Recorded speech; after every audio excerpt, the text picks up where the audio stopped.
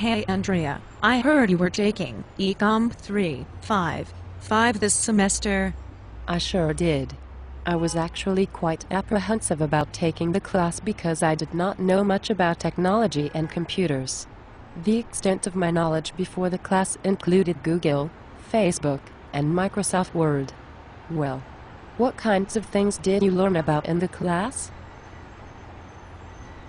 I learned about different tools, resources, social networking, personal learning networks, and 21st century learning. That sounds really interesting. What kinds of tools did you learn about? Some of the most important tools we learned about using as future teachers included Google, Google Docs, Google Reader, WordPress, Ego on Twitter. Before ECMP 3-5 I regularly used Google as a search engine. I had no idea that Google had so many other uses such as Google Reader and Google Docs. Google Docs allows you to create documents, spreadsheets, and presentations and invite others to edit your documents. This allows for easy collaboration with others online. Google Docs allows you to access your documents from anywhere as long as you're connected to the internet. You are able to publish documents online or download them to your desktop.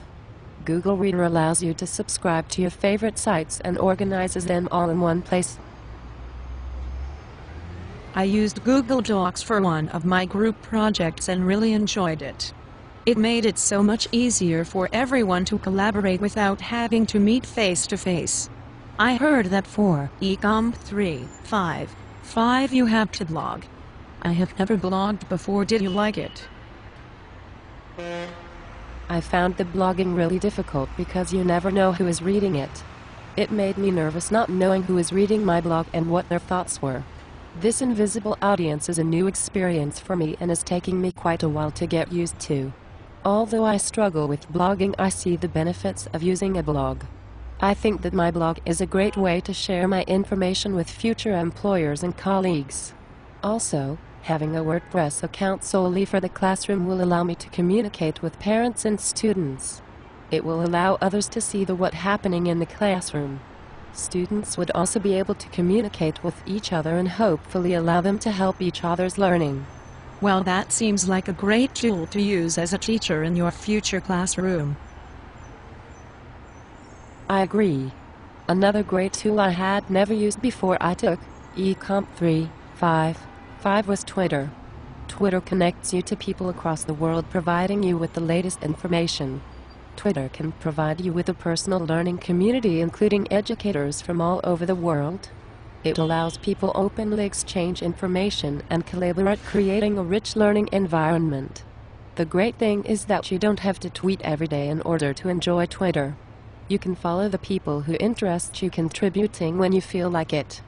Twitter can be used to enable learning, communication, sharing, collaboration, and create community. What's a personal learning network? Well, a personal learning network is a community of learners from around the world who make connections and develop a network that contributes to their professional development and knowledge. Individuals are able to choose who they want to connect with, what mediums to use, and how much they want to participate. Well, personal learning networks seem like a great way to connect with people you would otherwise not be able to. Yeah, it's great. It allows for lifelong learning and professional growth. We can learn anything, anytime, and anywhere. Formal education in the classroom is no longer the main form of education in our society. Education has shifted into what is known as 21st century education. I have never heard of 21st century education. What is that? 21st century education means preparing our students for the future and addressing the issues plaguing our world.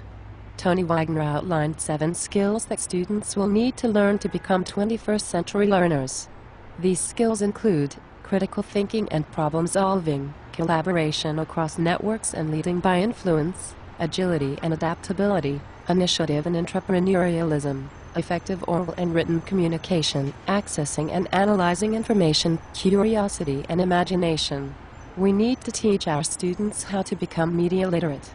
21st century education will rely on student interests in order to teach synthesis, analysis, and evaluation.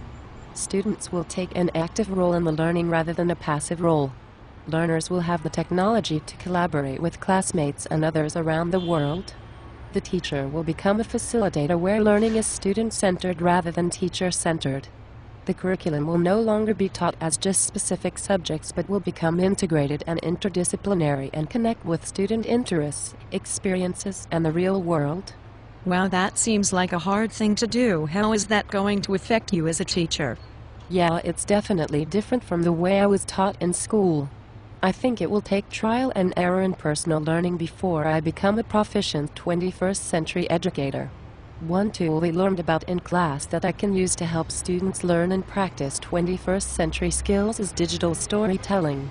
What is digital storytelling? It is the use of digital tools to let ordinary people tell their own real-life stories. Anyone with a computer can create a digital story. Incorporating digital storytelling to the classroom will allow students to learn and practice 21st century technology skills including information literacy, visual literacy, global awareness, communication, and technology literacy. Teaching is like storytelling, and the use of digital tools can create a richer learning environment. We learned about many storytelling tools such as VoiceThread, ToonDo, Pixton, Flickr, Blaberize, XTRANORMAL, Zooburst, and many more. Through projects like digital storytelling, teachers can help students to become digital citizens. Wow, it seems like you learned a lot from this class. I sure did, and I feel much more prepared for implementing technology into my classroom to provide richer learning experiences for my students.